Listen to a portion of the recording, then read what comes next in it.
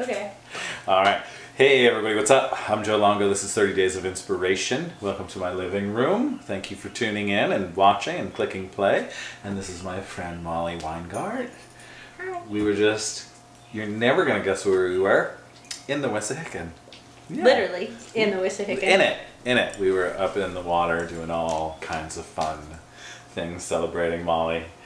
And we created all kinds of photos in this pretty dress and all kinds of really big heels, really big ones.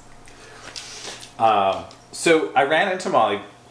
I don't know how we met, but it's like we've known each other for a long time, but never really spent time together. We've crossed paths. We have a lot of mutual Facebook friends. Yeah, yes. But we've seen each other in real life a couple times too. And then I ran into Molly at an event a couple weeks ago, and we got to talking, and I thought it would be fun to have Molly on to share her story and see what's up, what's going on. There's been some life changes and decisions, and not only what you think I'm talking about, but you're going to school. You're going to be a physical therapist. Yeah. Which is... Been 4 years in the making. So. You've been in school for 4 years now, or...? I made the decision to do it 4 years ago, and then I started taking classes. And I would take one class at a time, and I made a deal with myself that if I hated it, I would quit, because I had never taken science in my life, and I needed to take science classes in order to apply to grad school. And so I took one class at a time, and it was a total secret for a long time, and then it was like, all of a sudden I was like, oh, I only have a couple classes left, I guess I should apply. Are you in physical therapy school now? No, I am taking the last of my prerequisites, which is chemistry 2. And you have to do something tonight by midnight for that class? I did it, actually. I did it on my way. I did it before. I did a lab on something. I did a lab. When we were trying to figure out when to get together, she was like, I just have an assignment I need to get in by midnight. So it's done. So, should we go into vulnerability? We can go into vulnerability. Starting over. We can start. Yeah, I mean, I think they're sort of the same thing in a lot of ways. Mm-hmm. You know, I mean, I think, so I had breast cancer. That's the backstory. And no bigs. Yeah, no big deal. 33, whatever. But, and I think what's being the most interesting is sort of, you know, that's a year of your life that you go through surgery and you go through treatment, and you really, you know, and once those things are over, at least for me, I was like, oh, everything will go back to normal, but it doesn't go back to normal. Mm-hmm. Like, you have to find a way to sort of integrate this experience that you've had, but then, you know, and that means some things are going to be really different. Like, your body is super different. At least for me right now, my brain is different because I'm sort of still coming out of the effects of chemo. And it's almost like you're a car that's like, you have to like charge the batteries, and I've been thinking a lot about sort of,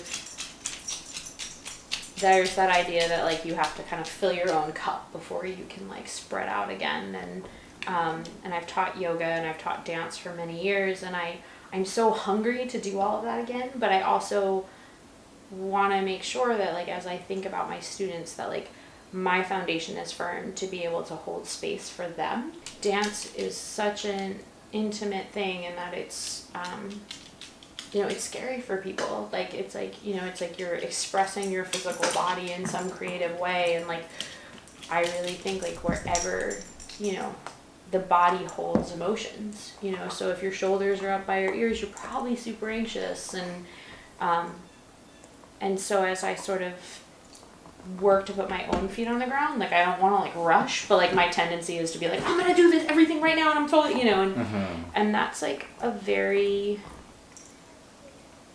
it's a very strange process, and I feel like we were talking about this a little bit before, but like, it's made me have to think about any other situation in my life where things were less than, because cancer is not perfect, you know, where anything was less than perfect. And it's like, I feel like I'm going back and like going through the junk drawers of my house and actually like cleaning them out, like my emotional house. So yeah. So where were we? So, and I feel bad because we just totally cut off. But a lot of the people, so at the end I'm going to ask you to give us some kind of inspiring yada yada. But a lot of people have been saying, you know, like, just start. Just start. Yeah. And you said earlier, it's like a restart, like starting over. Yeah. And how to go about doing that. I mean, I think, you know, it's like restarting in some ways has been harder than starting something new. Like you know, one of my best friends is always like, Molly, you just go feet first into things. And I do, you know, and I care very deeply about most things, you know, including which pair of socks I'm wearing. But and it's when I found out right after my first surgery, I had a double mastectomy, and as soon as I was well enough, one of my friends taught me how to surf, which was so cool because it was like new and it was hard, and like I could be in the ocean and I could not think about everything that was happening in my life, and I just like fell in love with surfing. Like I have to be good. I'm still at the falling stage where like I really like jump on a wave and then I fall and then I, you know, and but at least you have the courage to go on out. It's great. On that It's great. board, because I would not go there. You'd be fine. It's kind of like yoga except it's wet. Maybe with some swimmies. But I think, you know, I had to take essentially a year off of dance.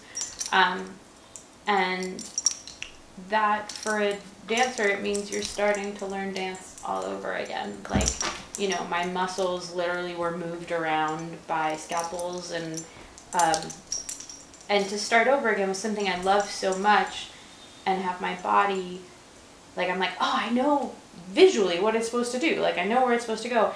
And to not be able to do that, it's such a different restart, because you don't have that joy of the beginner, you know, like you have and sort of there's that idea like, oh, you'll get it back, but you have to sort of continuously decide that you want to get it back. Oh, it's like sometimes an inspiring process to start over, but I think there's also a way where there's like a sense of grieving and loss, you know, like when you come out of something that, you know, like there's all the sort of hallmarky card things that people say about having a traumatic experience, like you only live once and you have a greater appreciation for things and you don't sweat the small stuff. And that's true, sort of. I mean, I'm not afraid of mice anymore. I was telling you when we were doing the photo shoot. But it also, there's a pain in that too. Like I've found that all my relationships are so different because I'm sort of refinding my footing, but also like sort of very focused in a different way.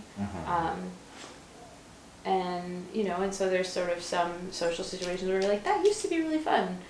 It's not fun anymore. You know, but then the flip side, there's things that are also deeper and richer. Come on. She's like, Dad, you have friends? And they're here? And they're going to pet me. Come so here. This is Stella.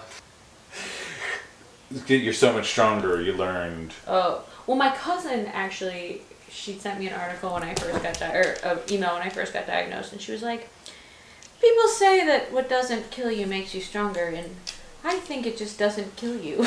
Like, you know, and like that's a good one. Like, and I mean, there's like I think there's truth to that, and I think then, because I think there's like two categories of experiences, right? Like, there's those experiences that you have that were done to you. Like, you know, it's like I didn't like go out and be like, hey, I'm gonna get cancer. And then there's like, but then there's experiences where you actively make a choice. Like for me to go back to school has been an active choice, and that choice has changed me. If not as much as cancer, like more, well, whatever, you can't compare them.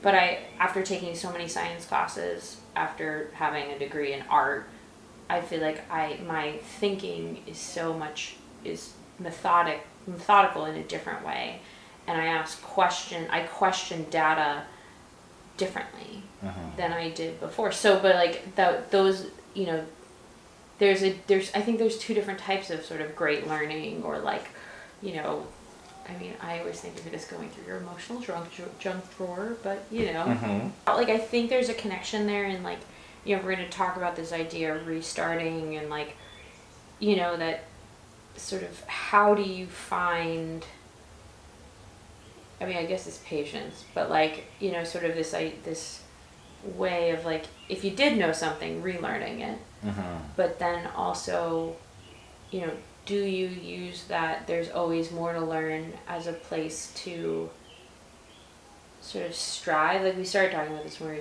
we were shooting, but like one of the things I love about dance and I love about yoga, and actually it's sort of just true of most of my passions in life, is like you're never going to be done with them.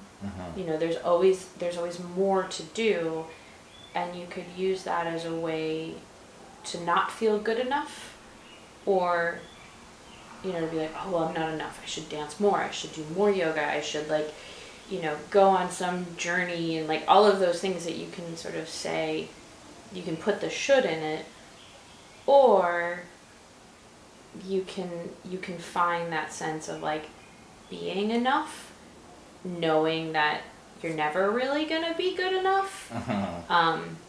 And you know, and I think like there is a tremendous, for me, like that's one of the things I'm like aiming for, struggling with, and trying to like literally open up to, as you know, I'm in this process of restarting, which like is an incredibly vulnerable place to be, like to walk into a dance studio where like, you know, you're one of the instructors and now you're taking beginner classes, and like being like, hey, I'm, you know, like this is weird and this is uncomfortable, and like, you know, and like going through, you know, there's the 5 stages of grief, right? Like anger only comes out for me when I do something physical. Like that's the only, so like I'll be like, you know, climbing up the pole and just like cursing, you know, and like there's nothing elegant or like cute about that. Like I'm always like I always like make jokes that I'm like waiting to be enlightened about through this whole process, and like,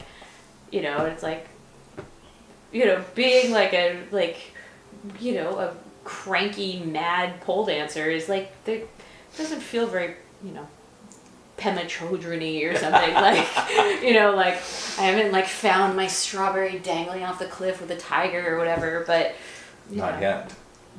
Give it time, grasshopper. Yeah. But yeah, so I definitely, you know, and I'm a huge Brene Brown fan, and you know, a lot of her work I've read, you know, it really does talk about these processes being messy. You know, like they're super messy, and you know, and it's definitely like the contrast is I've like gotten really into like playing with my hair and playing with makeup, because I'm like, well, if it's messy, I'll have a nice mascara, but like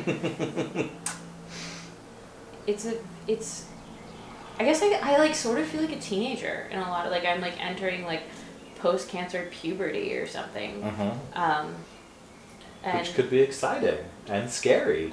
It's pretty weird. And probably awkward, like puberty was awkward. It's real, like, it's like really, I mean, I've been like, and I've actually been going back and like listening to all the albums that I was into when I was like 16. Still love them. Like, so what? Give us one album. Liz Phair, Exile in Guyville has been on rotation. Paul Simon's Graceland, but that's like actually from when I was a little girl. There's a lot of Ani DeFranco in there. Ani. I haven't heard that name in so long. A lot of Ani. Well, actually, when I was bald, there's an album of hers where she shaved her head on purpose, and when I lost all my hair from chemo, I would like look at that album every so often and be like, okay, I can be pretty because I've got this. It's okay. Like that was like my, well, her and Amber Rose, actually, they were my two shaved head idols. But yeah. And then you got this great pixie cut. I know. Well, and I didn't have curly hair before. Really? No, spoke straight. Who knew? How about that? But so yeah, speaking of starting over, I had to learn how to handle curly hair. I mean, but yeah, like I think in that puberty, you know, in your starting over again, like it's so clumsy, you know, and you've had this illness that's like, you know, I think breast cancer gets this like glossy image, and it like the actual, like, I mean, surgery's not fun, like chemo sucks, I harvested my eggs, that was weird, but the actual like act of, there's something about breast cancer that really connected with me about my feminine self. And that's a relationship that I've had to cultivate in the past. Like, it's not natural to me. But restarting to find that relationship as an adult,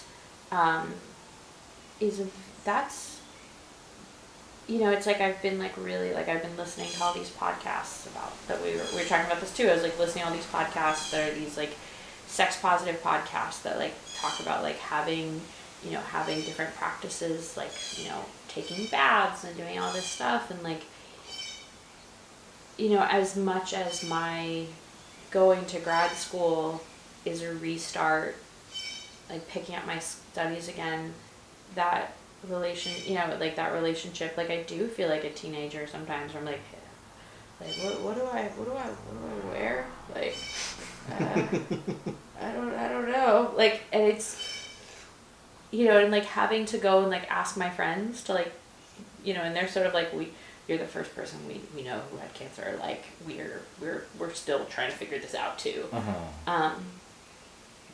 It's such a raw space, and you know, and I'm naturally a shy person. I naturally am an independent person, and so my instinct is to be that way.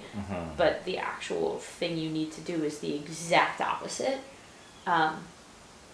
So it's just like a whole clumsy. It's just clumsy, you know. Like I'd like to say it's like a graceful thing, but it's like it's clumsy. Right, and I don't think anyone really thinks it's graceful. Or, but you know, I think like, you can have grace going like through like, it, but I think there's like that misconception, or like, because like so often you hear about stories of like transformation or restarting like after the fact, so you can sort of black box the clumsy part, and have it come out as sort of, you can either black box the clumsy part, or make it be very, very dark and dramatic, and sort of so dramatic and, you know, not necessarily violent, but that's the only word that that comes to mind, that like it's othering for the listener. Like the listener, like, so it sort of, you can have that fascination with what's foreign and weird, or you can just so not relate to that experience that you shut down. And so that's like, to have like a converse, like to sort of think about like, how can you be as real as possible, and like, you know, not put things in the black box as much as you'd like to. It's so comfortable, but you know. Well, sure. It's weird that us silly humans are like that we would kind of, for some reason, we feel like better in that little black box. But there's also the, you know, this happens with doctors a lot of the times, is doctors, not all doctors, some doctors are very nice, but that there's this temptation to look at, like, there's a fascination with abnormality, because you look at, like, you know, if you're a surgeon, you look at so many hearts or lungs or whatever you cut out. So there's like this, like, oh, I saw this really crazy lung. And the reality is that crazy lung might have a tumor in it, and there's a person attached to it, but there's like less of it. Like, it's not as interesting to see something that's normal and healthy. So that's like, I mean, and that's such a tangent and such a metaphor, but. But there is beautiful, normal, and healthy out there. Oh, I know. And like, I love, after the past year being so up and down, like, when things are boring, I'm so psyched. Like, it's great. Do you enjoy gray, rainy days? Love gray, rainy days. Are you a Pisces? No, I'm a Capricorn. Oh, I don't know anything about Capricorns. I'm a Pisces, but I love the gray, rainy days. Capricorns are like the worst sign. Like, basically, like, you know, like all other signs are like, they're an amazing lover, or like, you know, like, you're super creative. And Capricorns, it's like, you're very practical and business minded, and you're and like, you know, you're emotionally hard to read, and like it's like there's nothing cute about being a cat. I mean, you're a goat, so like they're kind of cool, but like it's just like such a dumb sign. For all you Capricorns out there, it's okay. I'm sorry. I'm a self-hater. But I you guess. can say it. You're yeah, allowed. I'm a self-hating Capricorn. I love being a Pisces, but yeah, we're dreamers, and then we get sad, and we're like, I'm gonna go and, hide over and here. And Capricorns are the ones that like rein in Pisces. You know, like we rein in all the cool fun signs because we're like the not fun one. But the world needs that, and it's not that it's not fun. Let's say mature. Yeah, but it's not. Okay, fine. Fine. All right. So thank you so much. Thank you so much for doing this. Thank you. And for taking the time and playing in literally in the water. That was great. Thank you for letting me play in the water. Yeah. It was a lot of fun. You'll see all the stuff. Yeah. So if you can share one little nugget of anything that might keep people going, moving forward, sell your butt. It's in the frame. Hi. Do you want to be part of things that move people forward? Estelle really wanted to be part of this video today, so. Idea of radical honesty, you know, like, and like really being, you know, going into that place of like, how honest can you be?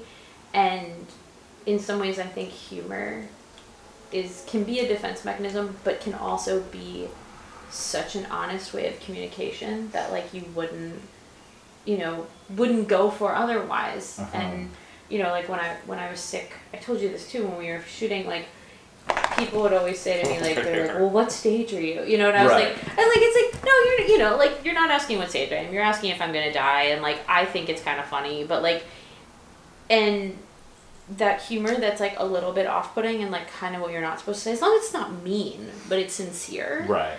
Like, I think that's a survival tool. I think it's like a sign of intelligence that you can like make weird connections about the world around you, and it all like, and there's sort of it lifts up the brain. I mean, I'm sure there's something, you know, there's physiology around laughing that's right. I was just gonna say there's a whole like laughing meditations, and in some of my Kundalini classes, those make like me feel so you weird. just sit and laugh for 3 minutes. Yeah. And you do feel weird, but once one person starts laughing, someone else will start laughing, and then the next thing you know, the whole room is laughing, and it's great. I mean, I think but it is weird as well when you're like, I have weird. to just make myself laugh right now. Yeah, and I mean, like, you know, it's like like we always joke at the pole studio that we want to make an outtake reel, you know, of like when somebody like starts to slide down the pole funny. Like I'm actually known for making like video game-ish noises that are like they're like squeaks, and you know, because like it's like, and it's just like, it's funny, like it can't be that serious. And you know, and when you're a terrible sign like a Capricorn, you have to like, you know, compensate for that practicality. You gotta step up your comedy. You gotta be like, well, so I'm gonna be boring and mature, so I gotta be funny. But yeah, it's like it really is important. You know, there's that like Maslow's hierarchy of needs thing, and like, you know, and I feel like humor should be at the foundation, but I don't know. That was great. Okay, You said it all. Okay, good. So, thank you again. Thanks, thank you. Where could these lovely people watching, where can they find you? Oh, where can you find me? I teach at a great studio in South Philly called Flaunt Fitness. It's at 17th and McKean. And I am on Instagram at mbird_116. I'll put that right here. It's based on a terrible tattoo that I got when I was 19. We all have one of those. Yeah, I'm from New Jersey, so we all know where it is. The tramp stamp. Yep. Got one too. Yep. Yeah, it's actually at 19 I got it. It's a rite of passage when you leave New Jersey. They're like, you're gonna leave and move to another state, but we're gonna make sure with a little brand that everybody knows where you're from. Right. But at least you're a woman and have a tramp stamp, and I'm a man with a tramp stamp. I feel like you're like, then you're unique. Well, we can say that. Yeah, sure. We'll call it. And we will leave it with that. I'm all unique with my tramp stamp. Send your comments with what tattoos you have. Exactly. Seriously though, thank you so much for taking the time Thank to hang you. out Thank you. and play in the woods. I appreciate it. Thank you. Thank you all for watching. I will see you tomorrow. That's a wrap.